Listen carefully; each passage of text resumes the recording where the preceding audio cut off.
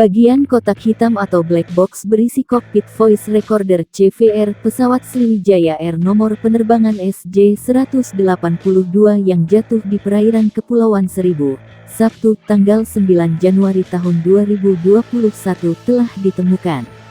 Sudah ditemukan, nanti akan diumumkan, kata juru bicara Kementerian Perhubungan Adhita Irawati saat dikonfirmasi Kompas.com. Rabu, tanggal 31 Maret tahun 2021.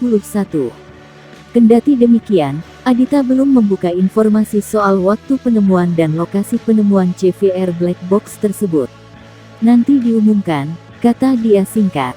CVR yang merupakan bagian dari kotak hitam pesawat ini merupakan komponen penting untuk mengungkap penyebab kecelakaan udara yang dialami Sriwijaya Air nomor penerbangan SJ182.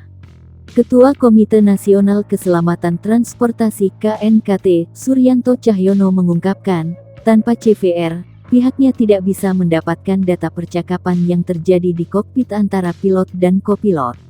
Padahal, data tersebut sangat signifikan untuk proses investigasi penyebab jatuhnya Sriwijaya Air SJ182. Kami belum berpikir kalau CVR tidak ketemu. Kalau tidak ketemu, kami tidak bisa menghasilkan report atau kesimpulan apa yang terjadi di masa terakhir jatuhnya pesawat itu, kata Suryanto, tanggal 10 Februari tahun 2021. Adapun sebelumnya KNKT telah memperoleh black box berisi flight data recorder FDR pesawat Sriwijaya Air SJ182 yang ditemukan pada Selasa tanggal 12 Januari tahun 2021.